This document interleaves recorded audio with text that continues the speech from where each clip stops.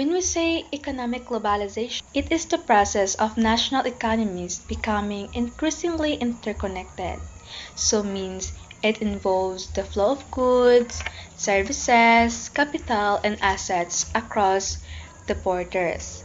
This includes international trade and investments, currency exchange, and the movement of technology, ideas, and people. Essentially, it creates a global economic network, facilitating trade and investment, but also raising concerns about income, inequality, and cultural homogenization. That is all about economic globalization. Global value chains or GVCs relate to globalization as they break down production into separate stages, often located in different countries. To optimize efficiency, this allows companies to strategically place parts of their production process, for example, near customers or near competitors. Since the 1990s, driven by trade liberalization through free trade agreements and the WTO, as well as technological advancements, companies have increasingly adopted GVCs to structure international trade. This has led to a more interconnected global economy with goods and services moving seamlessly across borders. That is all about why the GVCs relate to the globalization. So good morning everyone. We will tackle about the relationship between the trade and foreign direct investments. Trade investments flows are complements and foreign direct investments is considered to be a major driver of trade. So what is the relationship? So the relationship between the trade and foreign direct investments is complex and interconnected. Both are key drivers of globalization and economic growth, and they often complement each other in the various ways. For example, market seeking. When a company invests in a foreign country to access its markets, it may reduce the need to export to that country. This form of FDI can sometimes substitute per trade. However, it can also lead to greater imports of intermediate goods from the home country. So now let's proceed to this topic. So, how does globalization affect jobs? So, greater globalization and integration through trade and investment flows, combined with specialization and certain stage of production, can disrupt markets. This disruption may create concern about offshore or outsourcing, the shift of manufacture and business function, so countries in the lower labor costs. So, globalization affects jobs in multiple ways, including influencing employment patterns, wages, and labor conditions across the world. Its impact can be both positive and negative, depending on the various factors, such as the type of industry, geographic location, and worker skills. But globalization also opens up a new markets for businesses, leading to expanded production and increased demand of labors. On the other hand, industries in high-wage countries may lose jobs as companies move production to lower cost values to remain competitive. This shift, this shift can lead to significant job losses in sectors like manufacturing, where competition from low-wage countries is much more stronger. Now we will talk about our new topic, which is the poverty inequality. When we say poverty, this refers to a state of lacking basic necessities such as food, clean water, shelter, and educations. So there's a lot of people that have poor health, low levels of educations or skills, an inability or unwillingness to work, high rates of disrupted or disorderly behavior and improvidence. So there is a complex issue with multi-phase causes, including economic factors. These are the low wages, unemployment, lack of access to financial services, and limited economic opportunities contribute to poverty. So when we say economic factors, include economic growth, percentage of unemployment, and fluctuations, interest and exchange rates, and commodity like oil, steel, gold, etc. prices. This affect discretionary income and purchasing power of households and organizations alike. So the other one is social factors. Discriminations, lack of educations, and social exclusion can perpetuate poverty cycles. Social factors are characteristics of individuals or groups that affect thought or behavior and social context and influence outcomes. An example of social factors is attitudes. Okay? So the third one is political factors. These are the corruptions, weak governance, and lack of social safety nets can exacerbate poverty. So there's a lot of government policies, leadership, and change, foreign trade policies, internal political issues and trends, tax policy, regulations, and deregulations trends. That is the political factors. So the fourth one and the last one, environmental factors. These are natural disasters, climate change, and limited access to natural resources can lead to poverty. So the climate change is the common for these generations. There's a lot of climate change such as rain, lindol, or whatever. There is a lot of climate change to lead us to poverty. That is the four causes of to lead to poverty. Now we will talk about the type of poverty. There was absolute poverty and relative poverty. When we say absolute poverty, this refers to a situations where individuals lack the basic necessities to sustain themselves. The World Bank defines absolute poverty as living on less than $1.90 a day.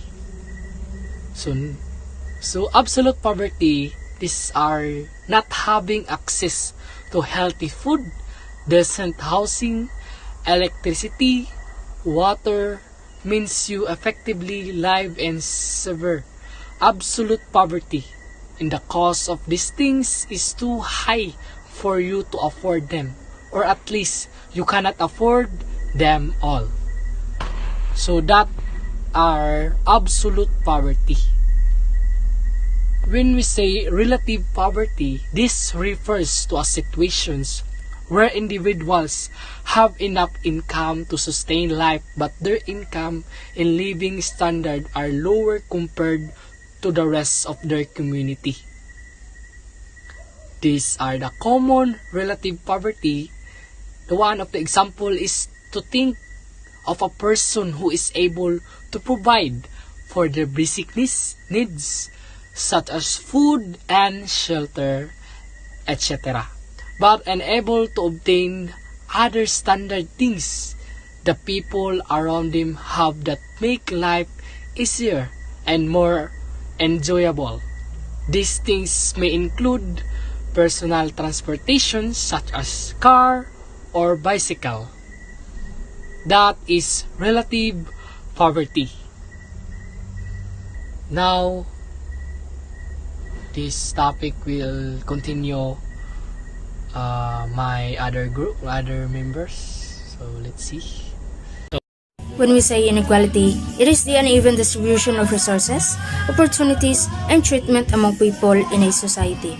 This can show up as income gaps, disparities in education access, healthcare differences, or unequal political representation. In short, inequality is about the imbalance and unfairness that some groups face compared to the others. Ang inequality ay isang malaking hamon dahil ito ay nagpapalawak ng agwat sa pagitan ng mayayaman at mahihirap. Nagiging sanhi ng social unrest at nakakapagbabagal ng ekonomiyang paglago. Upang malutas ito, kinakailangan ng mga pulisiya at hakbang na naglalayong itaguyod ang patas na distribusyon ng mga yaman, oportunidad at karapatan. Inequality. It refers to the uneven distribution of resources, opportunities, and the power within a society. It can manifest within various forms including income inequality, educational inequality, wealthcare inequality, and healthcare inequality. Poverty and inequality are interconnected. Poverty often leads to inequality, as those living in poverty are more likely to face limited opportunities and resources. Meanwhile, inequality can perpetuate poverty by creating barriers to social mobility and limiting access to essential services.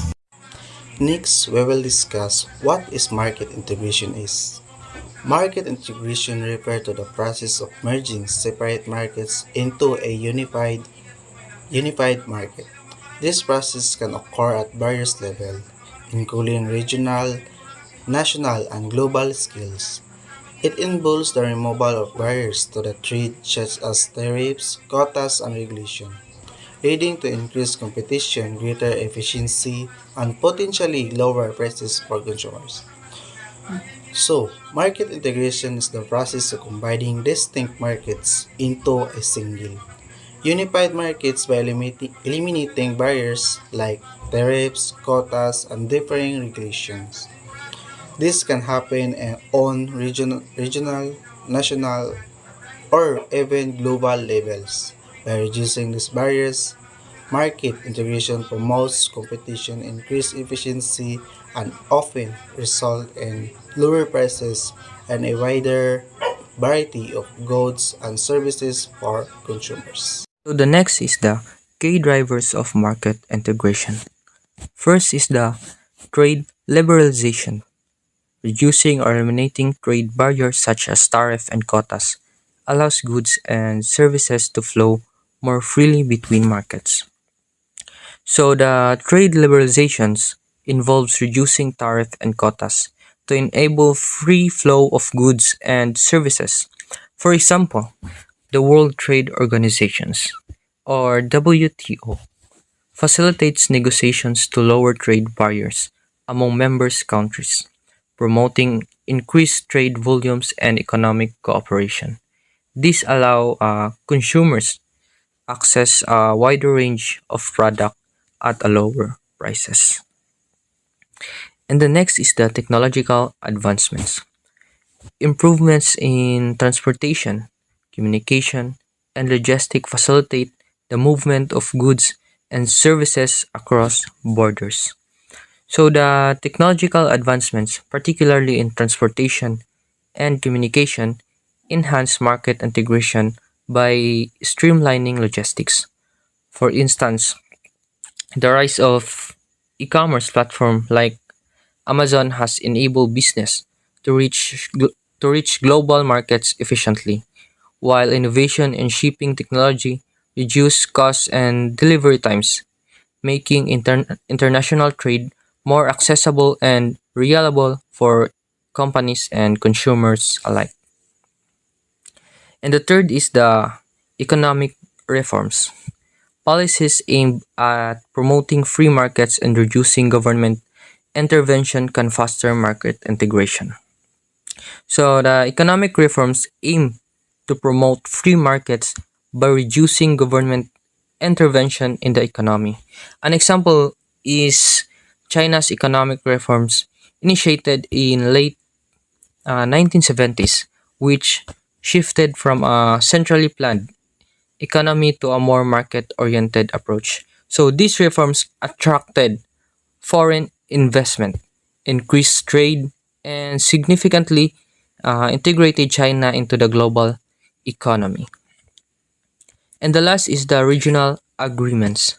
So the mul- uh, multilateral or bilateral agreements between countries can create frameworks for market integration, such as European Union or EU or the North American Free Trade Agreement or NAFTA.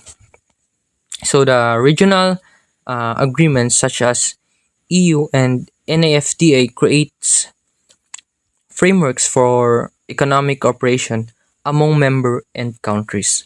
For instance, the EU allows for free movements of goods, services, people, and capital among its member, fostering deeper economic ties and collaboration. Similarly, NAFTA, now USMCA, facilitated trade between the US, Canada, and Mexico, enhancing regional market integration. Benefit of market integration. First, increased competition. Often markets encourage competitions, leading to lower prices, improve product quality, and greater innovation. So, increased competition in open markets foster an environment where businesses are compelled to exchange their offerings and reduce prices, ultimately benefiting consumers through better choice and more innovative products. Second, expanded market access. Business can reach wider consumer base, leading to increased sales and economic growth. And that's why expanded markets access allows business to tap into new demographic and geographic regions, which can significantly boost their sales volume and contribute to overall economic growth by generating more jobs and increasing production capacity. Third, efficiency gains. Specialization and economies of scale can be achieved through market integrations, leading to greater efficiency and productivity. So, efficiency gains through market integrations enable firms to specialize in specific areas of productions, allowing them to utilize resources more effectively and achieve economies of scale, which ultimately exchange their overall productivity and reduce costs. Fourth, technological transfer. Integrations can facilitate the transfer of knowledge and technology between countries, promoting economic development. So, technological transfer through integration encourage collaboration and the exchange of innovative practice between countries, fostering economic development by equipping business. Challenges of market integration. First, job displacement. Market integration can lead to job losses in some sectors, particularly those that are less competitive. So, job displacement occurs when market integration results in certain sectors, particularly those that are less competitive, experiencing significant job losses as companies struggle to adapt to increased competitions, often leading to automation or outsourcing. Second, social inequality. The benefit of market integrations may not be evenly distributed, leading to social inequality. So, social inequality arises when the advantage of market integration disproportionately favor older individuals and regions living low income communities and marginalized groups without equal access to economic opportunities and resources. Third, environmental concerns. Increased trade and productions can lead to environmental degradations and pollutions. So, environmental concerns emerge as increased trade and production from market integrations can lead to higher levels of resources exploitations, pollutions, and habitat destruction often without adequate measures for sustainability or environmental protections. 4. Political resistance market. integrations can face political resistance from groups that fear job losses or economic disruptions. So, political resistance arises when groups oppose to market integration such as labor, unions, or local industries fear job losses, economic instability, or threats to their competitive standings. Measuring market integration. Trade flows. Analyzing trade data to assess the volume and composition of goods and services traded between markets. So, the trade flows involves analyzing trade data to understand the volume and types of goods and services exchanged between markets. For example, if the Philippines sees a significant increase in exports of electronics to Japan, it suggests a growing integration of the Philippines electronics sector with the Japanese market. So, price convergence. The price convergence is differences between markets to assess the degree of market integration. So, the price convergence is how similar prices are for the same goods or services in different markets. If prices become more aligned, it indicates a higher level of integration. For example, if the price of banana in the Philippines starts to closely match the price of bananas in Thailand, it indicates that the banana markets in both countries are becoming more integrated. Trade cost. Measuring the cost associated with transporting goods and services across borders. So, the trade cost is expenses associated with moving goods and services across borders. Lower trade costs indicate easier integration. For example, if the Philippines reduce tariffs on imported machinery from China, it lowers trade costs and makes it easier for Philippines companies to import Chinese machinery, fostering integration. Consumer choice. This assesses the variety and availability of goods and services consumers have access to in different markets.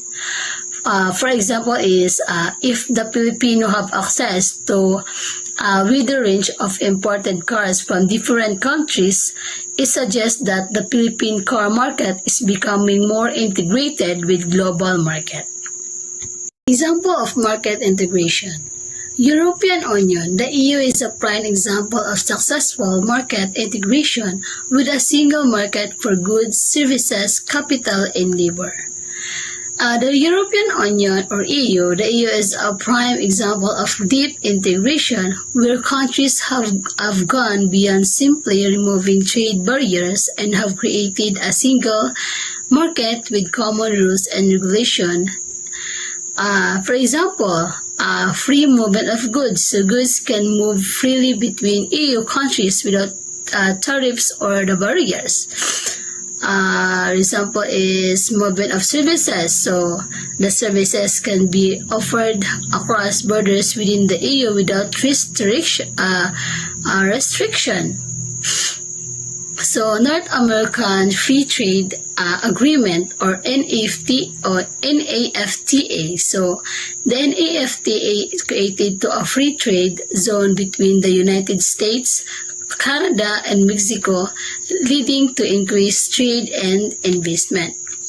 So the North American Free Trade Agreement or NAFTA is an example of shallow integration, focusing primarily on reducing tariffs and other trade barriers, while it facilitated increased trade and investment between the US, Canada, and Mexico. It did not involve the same level of harmonization of regulation or free movement of people as the EU. So, the last is Asia Pacific Economic Cooperation or APAC. So, the APAC is a forum of promoting economic cooperation and integration among member economics in the Asia Pacific region. So it focuses on broadening integration, encompassing with the range of economic activities, including trade, investment, and technical cooperation. So APEC's approach is more framework-based, providing guidance and promoting cooperation rather than establishing a single market with common rules.